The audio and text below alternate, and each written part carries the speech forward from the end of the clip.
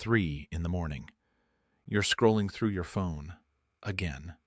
You told yourself you'd stop. You promised yourself yesterday would be the last. But here you are, thumb moving on autopilot, eyes burning, knowing you'll hate yourself in 5 hours when the alarm goes off. And the worst part? You're not even enjoying it. You're just doing it. Here's the uncomfortable truth. Right now, you're one decision away from your best life. But there's a habit standing in the way. And that habit, it's got you in a chokehold. Today, we're breaking free. Not with willpower, not with motivation, but with science that actually works. If you've ever tried to quit something and failed, drop a comment right now saying, "I'm ready." Let's build accountability from the first second of this video. Let me tell you about the habit paradox. Bad habits are ridiculously easy to pick up. You doom scroll once when you're bored. Feels good. Your brain notes that. Next time you're bored, your hand reaches for the phone before you even think about it. 3 weeks later, you've checked your phone 10,000 times and you don't even remember deciding. But good habits, they're like pushing a boulder uphill. You decide to work out. Day 1 is hell. Day 2 is worse. Day 3, your legs are screaming. By day 7, you're negotiating with yourself about why tomorrow is a better day to start. Why is this? Why does our brain choose the thing that hurts us over the thing that helps us? The answer is buried in how your brain actually works. And once you understand this, everything changes. Your brain isn't trying to make you happy, it's trying to keep you alive. And to your ancient brain, alive means conserving energy and seeking immediate rewards. Scrolling, immediate dopamine hit, 0 calories burned. Brain says, perfect, let's do this forever. Working out, delayed reward, tons of energy spent. Brain says, this is a threat, avoid at all costs. Your brain isn't broken, it's just running on outdated software. Software designed for a world where food was scarce and threats were everywhere. But before we talk about how to hack the system, we need to understand where habits come from in the first place. Because the origin story of your habits, it's darker than you think. Let me take you back, way back, to when you were a kid. You're 7 years old, you fall off your bike, you're crying, your knee is bleeding. Your mom runs over with a cookie and says, "Here, this will make you feel better." And it does. Your brain makes a note. Pain plus sugar equals comfort. Fast forward 20 years. You're stressed at work. You don't reach for a solution. You reach for a cookie. Why? Because somewhere in your subconscious, that 7-year-old is still running the show. Every habit you have, it started as a solution. The smoking started because you wanted to fit in with the cool kids. The drinking started because you wanted to relax after a hard day. The scrolling started because you were lonely and Instagram made you feel connected. None of your habits are random. They all solved a problem once. The tragedy is they keep running even after the problem changes. You're not 7 anymore. You don't need a cookie to process pain, but your brain doesn't know that. It just knows. This worked before. Let's do it again. Here's where it gets even deeper. Habits don't just solve problems. They protect us from feelings we don't want to feel. Boredom, anxiety, loneliness, shame, inadequacy. But when was the last time you picked up your phone? What were you avoiding feeling? Most bad habits are emotional anesthesia. They're not about what we're doing. They're about what we're not feeling. And this is why breaking them is so hard. Because when you take away the habit, you're left with the feeling. Raw, unfiltered, uncomfortable. The habit is the problem. The habit is the symptom. The real problem is what you're running from. And until you face that, the habit will always come back. Now let's talk about why we become slaves to our habits. You've heard the clichés, right? Just have more willpower. Mind over matter. If you really wanted it, you'd do it. Here's the truth about those clichés. They're garbage. They're worse than garbage. They're harmful because they make you think that if you can't break the habit, it's a character flaw. You're weak. You're lazy. You lack discipline. But that's not what's happening at all. Let me tell you what's actually going on in your brain. Every time you perform a habit, your brain releases dopamine. Not when you get the reward, when you anticipate the reward. The moment you think about scrolling, dopamine spike. The moment you see the cigarette pack, Dopamine. The moment you walk past the fridge, dopamine spike. Your brain is literally getting high off the anticipation. And over time, it needs more and more of that spike just to feel normal. This is the same mechanism that drives addiction. The same neural pathways, the same chemical cascade. So when people say, just stop, what they're really saying is, just turn off your brain's reward system. Which is like telling someone with a broken leg to, just walk it off. It doesn't work that way. But here's where it gets even more insidious. Your habits are tied to your identity. Not consciously, subconsciously. You smoke? You're a smoker. That's not just what you do, that's who you are. You procrastinate? You're a procrastinator. It's in your bio now. And the scariest part? Your brain will fight to protect that identity. Because identity is survival. If you don't know who you are, you're vulnerable. So even when you want to change, part of your brain is screaming, no, this is who we are. Change is dangerous. This is why you self-sabotage. This is why you quit diets on day 3. This is why you promise to change and then don't. It's not weakness. It's your brain trying to keep you safe by keeping you the same. You're not a slave to the habit because you're weak. You're a slave because your brain has convinced you that the habit is you. And breaking the habit feels like breaking yourself. If this is hitting hard right now, if you're realizing your habits have more control than you thought, hit that like button. You're not alone in this fight. And sharing this video might save someone else who's struggling. Do it now. Let's destroy some cliches real quick, because these lies keep you stuck. Cliché number 1. It takes 21 days to form a habit. No, it doesn't. This myth came from a 1960s plastic surgeon who noticed patients took about 21 days to get used to their new face. Real research? Philippa Lally at University College London found it takes an average of 66 days, and for some people, 254 days. The lie that it's 21 days makes you think something's wrong with you when day 22 hits and you're still struggling. Nothing's wrong, you're just human. Cliché number 2, you just need more discipline. Discipline is a muscle. It gets tired. This is scientifically proven. It's called ego depletion. Every decision you make drains your willpower tank. By 8 p.m., that tank is empty. This is why you eat clean all day and then destroy a pizza at night. You don't need more discipline. You need better systems that don't require discipline. Cliché number 3, cold turkey is the best way to quit. For some people, yes. For no. Going cold turkey ignores the emotional infrastructure built around the habit. You take away the coping mechanism without replacing it. And what happens?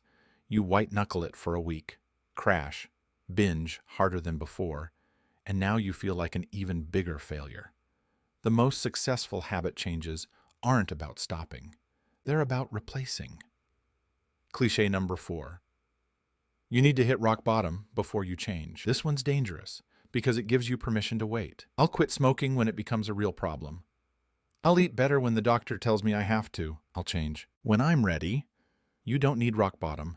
You need a reason bigger than your excuses. Rock bottom is a myth sold to us by recovery narratives. The truth? You can change right now, today, this moment. Cliché number 5. Just stay busy and you won't have time for bad habits. Busyness is not a strategy. It's avoidance wearing a productivity mask. You can't outrun a habit. You have to face it, unpack it, understand why it's there. Staying busy just makes you a busy person with bad habits. Which cliché hit you hardest?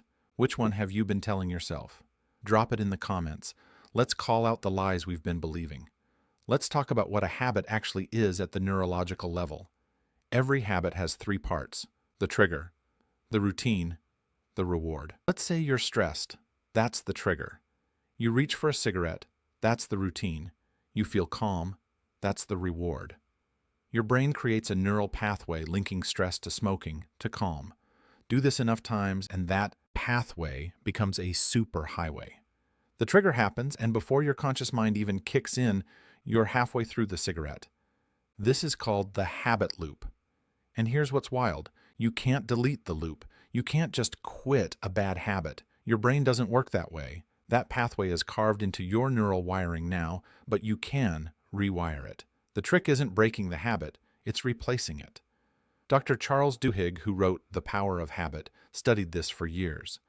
He found that the most successful habit changes keep the trigger and the reward the same, but swap out the routine.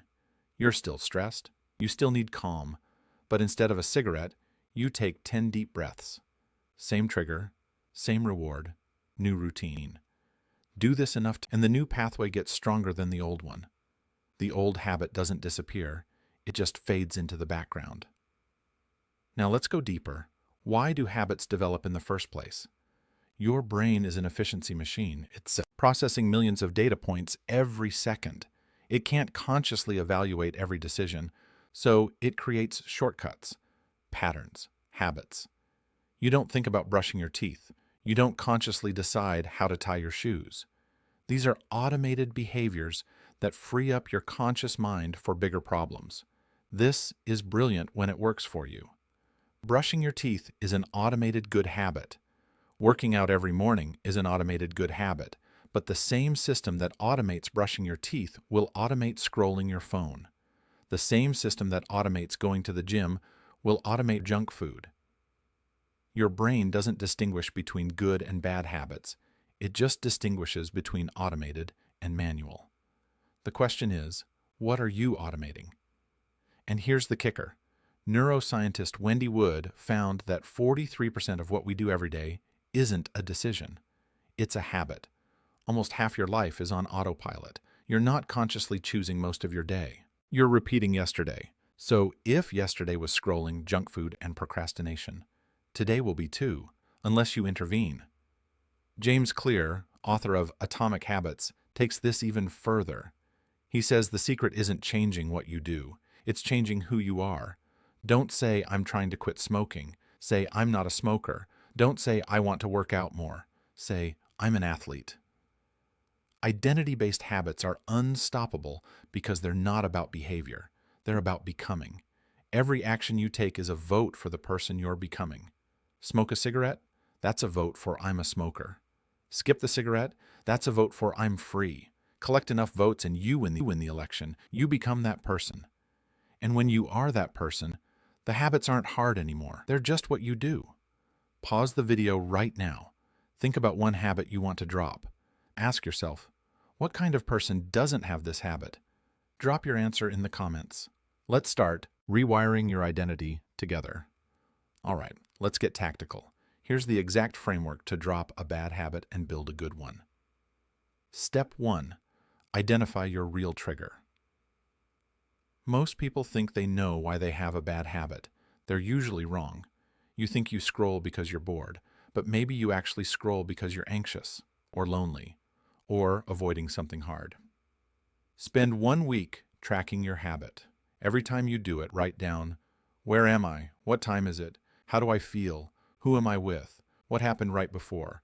Patterns will emerge, and once you see the real trigger, you can address it. Maybe you're not addicted to sugar.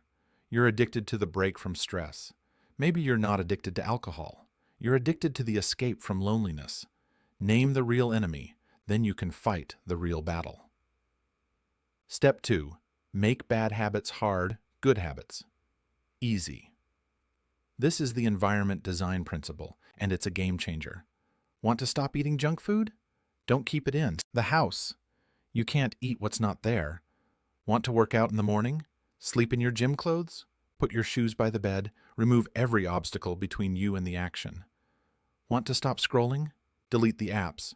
Put your phone in another room at night. Add friction. B.J. Fogg at Stanford calls this designing for laziness. And it works because your brain defaults to the path of least resistance. If the bad habit requires effort, your brain says, too much work. If the good habit is effortless, your brain says, sure, why not? Step 3. The 2-minute rule. Here's the secret to building good habits. Start stupidly small. Want to read more?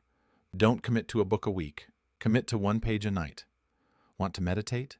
Don't start with 20 minutes. Start with 2. Want to run? Don't sign up for a marathon. Put on your running shoes. The goal isn't the habit itself. The goal is showing up, because once you show up, momentum takes over. James Clear says the hardest part of any habit is starting. So make starting so easy you can't say no. After 2 minutes, you can stop. but you won't, because humans are terrible at stopping once we've started. Step 4. Stack your habits. This is pure genius. Take a habit you already do every day and attach the new habit to it. You already brush your teeth every morning, right?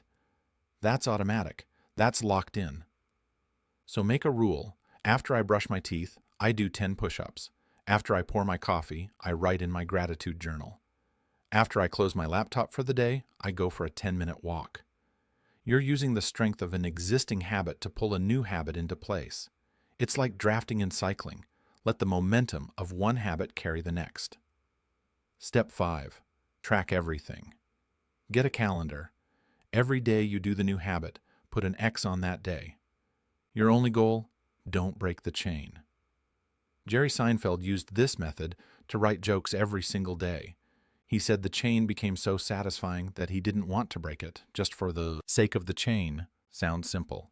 It is, and it works because your brain loves visual progress. Every X is a small win, and small wins compound into massive change. Step 6. The replacement protocol. This is critical. Remember, you can't delete a habit. You can only replace it.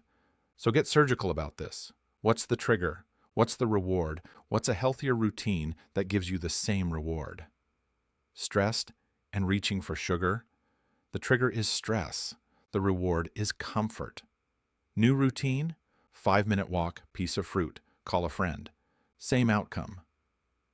Healthier path. The key is matching the emotional need. If sugar makes you feel comforted, your replacement needs to provide comfort. If scrolling makes you feel connected, your replacement needs to provide connection. Don't fight the need. Redirect it. Screenshot this framework right now. Save it to your phone. Better yet, share this video with someone who needs to hear this. They'll thank you later, and you'll have accountability from day one. Now let's talk about the strategies that separate the people who actually change from the people who just talk about it. Strategy 1. The 30-day reset. Pick one habit, just one. Commit to 30 days, not forever, not I'll try. 30 days, that's it. Why 30? Because it's long enough to see results, but short enough that your brain doesn't freak out. At the end of 30 days, you can decide if you want to keep going. But here's what happens. By day 30, it's not a decision anymore. It's just what you do. Strategy 2. The accountability multiplier. Habits done alone are 10 times harder than habits done with others. Find one person, tell them your goal, check in every single day, not every week, every day, text, voice note, whatever, just show up. Studies show that public commitment increases success rates by 6%. The moment you tell someone, it becomes real. And when you want to quit, that person is there, not to judge, but to remind you why you started. Strategy 3, identity shift. This is the most powerful one, so listen close. Every action you take is a vote for the type of person you're becoming. Ate healthy today? That's a vote for I'm someone who values their health. Worked out? That's a vote for I'm an athlete. Skipped the scrolling? That's a vote for I'm in control of my attention. Enough votes and you win the election. You become that person. Strategy 4, the emotional audit. Here's what most people miss. Your bad habits are serving you somehow, protecting you from something, giving you something you need. Until you identify what that is, you're fighting blind. Ask yourself, what does this habit give me? Safety, comfort, connection, escape? Once you know, you can find healthier ways to get that same thing. You don't need to quit scrolling. You need to solve loneliness. You don't need to quit drinking. You need to solve stress. Address the root. Yes, the habit will wither on its own. Here's your homework. Pick one habit to drop and one habit to build. Write them in the comments. Make it public. Make it real. I'll be reading every single one and cheering you on. Let me level with you about something nobody talks about. You're going to mess up. You're going to break the chain. You're going to fall back into the old habit. And when that happens, you'll have a choice. You can say, see, I knew I couldn't do it. I'm just not that kind of person. Or you can say, that was one decision. The next one can be different. The difference between people who change and people who don't isn't perfection. It's recovery speed. Elite athletes don't avoid mistakes. They recover from mistakes faster than everyone else. You miss one day? Fine. Don't miss two. You slip up once? Fine. Don't slip up twice in a row. The habit isn't ruined because you broke the chain. The habit is ruined when you decide breaking the chain means you failed. You haven't failed. You're human. And humans are messy. But messy doesn't mean broken. It just means you're still building. Here's what I know for sure. 6 months from now, you're going to be somewhere different than you are today. The only question is, better or worse? And that answer is being written right now, in the small decisions, in the habits you're choosing to feed or starve. That phone scrolling at 3 a.m., it's not just stealing your sleep, it's stealing your future. That workout you keep skipping, it's not just about fitness, it's about proving to yourself that you keep promises. Every habit is a brick, and you're building something. The question is, what are you building? A prison or a palace? The science is clear. The strategies work. The framework is proven. The only variable left is you. So here's my challenge. For the next 30 days, pick one bad habit to replace and one good habit to build. Track it, share it, commit to it. And when those 30 days are up, come back to this video and tell me what changed. Not just in your habits, in your identity, because that's the real magic. You're not just changing what you do, you're changing who you are. And the person you're becoming, they're not a slave to habits. You're not weak, you're not broken. You're just one habit away from everything changing. Now go prove it.